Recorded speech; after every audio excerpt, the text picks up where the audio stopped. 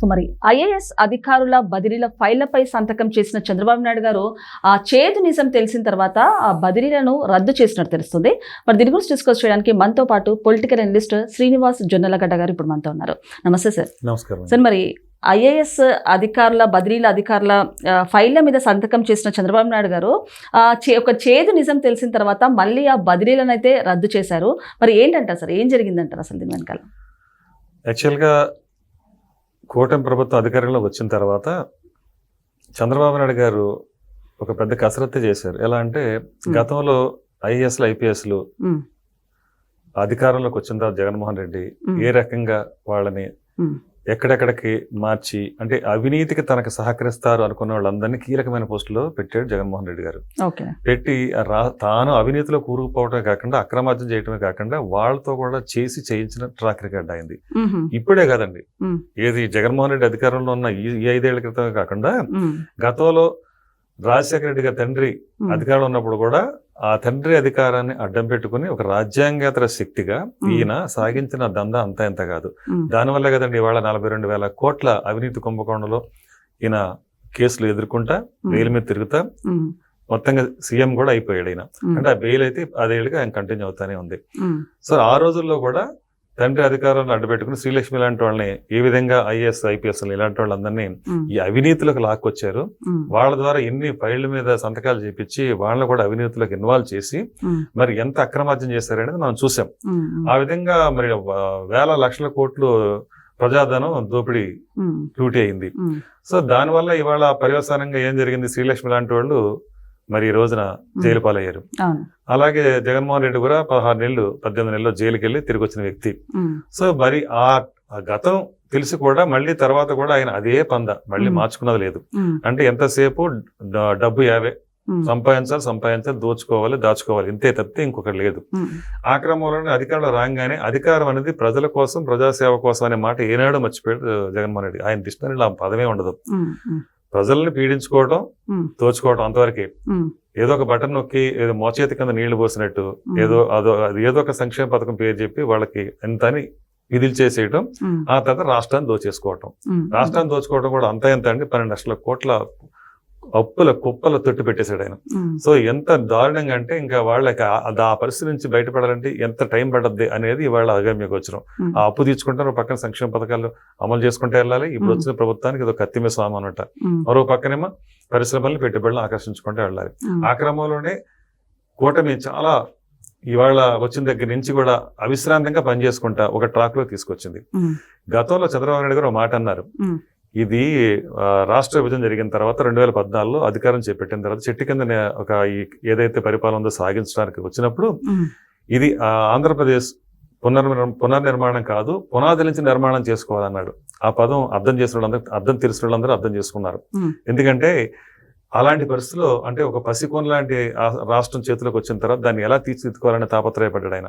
2014 నుంచి 2019 వరకు అద్భుతంగా తన పరిపాలనలో ఒక పక్కన అమరావతిని, అదే విధంగా పోలవరాన్ని 70% పనులు పూర్తి చేసుకుని ఒక పక్కన సంక్షేమ పథకాలు అమలు చేసుకుంటానే ఆ విధంగా తీసుకొచ్చిన తర్వాత అనుకోకుండా ఒక ఛాన్స్ అని చెప్పేసి వచ్చిన జగన్మోహన్ రెడ్డి ఆ విధంగా నమ్మి ప్రజలు ఓటేయటం, తర్వాత అధికారం తెలుగుదేశం చేతుల్లోంచి వైసీపీలోకి వెళ్ళటం, ఆ తర్వాత 5 ఏళ్ళు ఏం జరిగింది చూసాం. ఇక్కడ మరీ పాయింట్కి వచ్చేటప్పటికే ఇక్కడ ఐఏఎస్ విషయానికి వచ్చేటప్పటికల్లా ఆ విధంగా ఐఏఎస్లు ఐపీఎస్లు వాడుకున్న చరిత్ర జగన్మోహన్ రెడ్డిది. అలాంటి పరిస్థితి ఉంటే రాష్ట్ర పురోగతి సాధ్యం కాదు. ఎవరైతే అత్యున్నతమైన స్థానాల్లో ఉంటారో ఐఏఎస్లు కానీ ఐపీఎస్లు కానీ ప్రజల కోసం మమేకం కావాలి. ఆ కార్యవర్గం కరెక్ట్ గా ఉంటేనే ప్రజలకి మనం అనుకున్నవన్నీ కూడా సక్రమంగా అందుబాటులోకి వస్తాయి, ఏ పరిపాలన సజావుగా సాగుతుంది అని ఒక దూరదృష్టితో ఉన్న దార్శనికుడు చంద్రబాబు నాయుడు గారు ఏం చేస్తారంటే రాగానే ఎవరైతే అవినీతి మకిలితో ఉన్నారో వాళ్ళందరినీ ఒక అప్రధానమైన పోస్టుల్లోకి మళ్లించి టాలెంటెడ్ ఉన్న వాళ్ళని, చిత్తశుద్ధితో పనిచేసే వాళ్ళని, ఇలాంటి వాళ్ళందరినీ కూడా ప్రజల కోసం మమేకమయ్యి వాళ్ళ ప్రజల కోసం పనిచేసే విధంగా ఉండే వాళ్ళని తెచ్చుకుని వాళ్ళతో ముందుకు తీసుకెళ్ళాలి. పరిపాలన దక్షత గల వాళ్ళని ముందు తీసుకొచ్చుంది, వాళ్ళతో మనం ముందుకు వెళ్ళాలన్న ఈ క్రమంలో ఆయన ఒక ఫైల్ సిద్ధం చేసుకుంటే అది ఇవాళ ఎవరో మరి పక్కదారి పట్టించారు. దానివల్ల కొంతమంది సిన్సియర్ గా పనిచేసే వాళ్ళకి అన్యాయం జరిగింది. అలాగే అంటే ఎవరైతే కొంచెం చంద్రబాబు నాయుడు ప్రభుత్వానికి వ్యతిరేకంగా పనిచేస్తారనే విశ్వసనీయ సమాచారం ఉందో వాళ్ళకి ప్రాధాన్యమైన పోస్టులకి ఒక రకమైన కుట్ర జరిగిందని అంటున్నారు. మరి ఇది ఎంతవరకు నిజం అనేది మనకి పూర్తిగా సమాచారం లేదు. కానీ అదే నిజమైతే అదే నిజం అనుకుంటే గనక అది చాలా ఘోరమైన తప్పిదమే జరిగి ఉండేది. అయితే దాన్ని తొందరగానే గమనించుకుని ఆయన దృష్టికి వెళ్ళటం వల్ల, చంద్రబాబు నాయుడు గారి దృష్టికి, ఇవాళ ఆ ఫైల్ సంతకం చేసిన ఫైల్ కూడా వెనక్కి తెప్పించుకొని మళ్ళీ దాన్ని రీవెరిఫికేషన్ చేసుకుని అక్కడ జరిగింది ఏదో ఆయన గమనించినట్టు దాని ప్రకారం ఇప్పుడు మళ్ళీ కొత్తగా ఏవైతే ఉన్నాయో ఇవన్నీ ఎవరెవరిని ఎక్కడెక్కడికి మళ్ళీ మళ్లించాలి, ఎవరు ఏ ఐపీఎస్ అంటే ఎవరు ఎవరు తానా అనే పరిస్థితి ఇవాళ లేకుండా అలా జరిగిందని అతనే షాక్ గురయ్యి చంద్రబాబు నాయుడు గారు వచ్చింది, షాక్ గురయ్యారని వింటున్నాం వార్తలు. సార్ ఇంకొకటి ఐఏఎస్ చూసుకుంటే కనుక ఐఏఎస్ కానివ్వండి, ఐపీఎస్ కానివ్వండి, యూత్ కి, యువకులకు, ప్రజలకు చాలా ఇన్స్పిరేషన్ గా ఉంటారు, ఇన్స్పైర్ చేస్తూ ఉంటారు. అలాంటిది వాళ్ళ వ్యవస్థ బాగుంటేనే మన సమాజం కూడా బాగుంటుంది. కాకపోతే జగన్మోహన్ రెడ్డి గారి హయాంలో చూసుకుంటే కనుక ఇలాంటి ఐఏఎస్ ఐపీఎస్లని కూడా ఒక కీలు బొమ్మలాగా, ఆట బొమ్మలాగా వాడుకొని ఎన్నో అక్రమాలు చేశారు. ఏంటంటారు సార్? అంటే సమాజాన్ని ఇలా భ్రష్టు పట్టించడానికి గల కారణాలు ఏంటంటారు? అదేనండి, అంటే చాలా మంది చూస్తాం. ఇప్పుడు మనకి ఒక సినిమా ఆర్టిస్ట్, ఆవిడ పేరు జత్వాని, ముంబై నటి జత్వాని, జట్మలాని విషయంలో కూడా మనం చూసాం. మరి ఐఏఎస్ ఐపీఎస్ ఎలాంటి పరిస్థితి తీసుకొచ్చారు ఆ రోజుని. ఆవిడ ఉన్న పళంగా ముంబై నుంచి తీసుకొచ్చి, అంటే అక్కడ అంటే ఇంకా ఏ రకంగా ఇక్కడ తీసుకొచ్చి ఎంత చిత్రహింసలకు గురి చేశారు, మానసిక వేదనకు గురి చేశారు, శారీరకంగా వేధించారు. ఇంకా అవన్నీ చూసిన తర్వాత కూడా మన ఐఏఎస్ ఐపీఎస్ మీద అంటే అందరూ మంచి వాళ్ళు ఉంటారు, చెడ్డవాళ్ళు ఉంటారు. కానీ ప్రభుత్వం సరైనది అయితే సరైన అధికారులకి అక్కడ అధికారాలు ఉండి వాళ్ళ పని వాళ్ళు చేసుకుంటే అవకాశం ఉంటుంది. ఇలాంటి వాళ్ళు దూరం పెడతారు సరైన ప్రభుత్వం ఉన్నప్పుడు. కానీ అక్కడ గడిచిన ప్రభుత్వం ఏంటి, వైసీపీది, వాళ్ళు అక్రమార్జన చేసుకుంటా, అవినీతి చేసుకుంటా అలాంటి వాళ్ళు ప్రోత్సహించారు. కాబట్టి అలాంటి వాళ్లే వచ్చి అక్కడ ఆ రోజునే మరి ఆ జట్మాలని విషయంలో అయితేనేమి, మరొకరి విషయంలోనూ వీళ్ళందరూ కూడా వాళ్ళు పోషించిన పాత్ర ఏంటి, అవినీతి మాయమైన పాత్ర. సో ఆ విధంగా వేధింపులు గురి చేసే వాడికి ఎంత ఇబ్బంది కలిగించారో చూసాం మనం. సో నేను అదే అంటున్నాను, అంటే రౌతు కొద్ది గుర్రం, అంటే పరిపాలించే వ్యక్తి ఒక మంచి వ్యక్తి అయితే గనక ఆ పరిపాలన కూడా బాగుంటుంది. అలాగే ఐఏఎస్ ఐపీఎస్ లో కూడా వాళ్ళు ఎవరైతే సిన్సియర్ గా పనిచేస్తారో వాళ్ళకే అక్కడ అవకాశాలు, అలాగే వాళ్ళు సరైన పోస్టులో వాళ్ళు ఉంటారు. ఇలాంటి వాళ్ళు ఉన్నప్పుడు, జగన్మోహన్ రెడ్డి లాంటి వాళ్ళు వచ్చినప్పుడు, ఇప్పుడు ఎవరైతే క్రిమినల్ మెంటాలిటీతో ఉంటారో వాళ్ళందరూ ఆయన ఐడెంటిఫై చేసుకుని వాళ్ళని ట్రాక్ లో తీసుకొచ్చి వాళ్ళతో పరిపాలన సాగించడం, ఆ రెండింటికి తేడా అదే.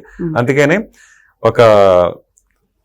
ఈ తేడా కాబట్టే ఈ రోజున చంద్రబాబు నాయుడు గారు ఇలాంటి విషయంలో అప్రమత్తంగా ఉండి రాగానే మొట్టమొదట ఈ ఐఏఎస్ ఐపీఎస్లే దిశానిర్దేశం చూపించేవాళ్ళు కనుక పరిపాలన సక్రమంగా సాగాలంటే వాళ్ళ ఆయుపట్టు లాంటి వాళ్ళు కనుక వాళ్ళ విషయంలో చాలా దృష్టి పెట్టారు. సో ఆ క్రమంలోనే ఈ ఫైల్ ఇలాగ ముందుకు వెళ్ళటం, ఆ ఇల్లు క్రమంలోనే ఇక్కడ ఏదో జరిగిందని ఇవాళ బయటకు సమాచారం రావటం, దాన్ని ఆయన సరిదిద్దుకోవడం కూడా జరిగింది అంటున్నారు. ఇంకొకటి సార్, అంటే మహిళలకు ఏదైనా ప్రాబ్లం వచ్చినా, సమస్య వచ్చినా మనం నార్మల్ గా డిపార్ట్మెంట్ వాళ్ళని, పోలీస్ డిపార్ట్మెంట్ వాళ్ళని ఆశ్రయిస్తున్నాం.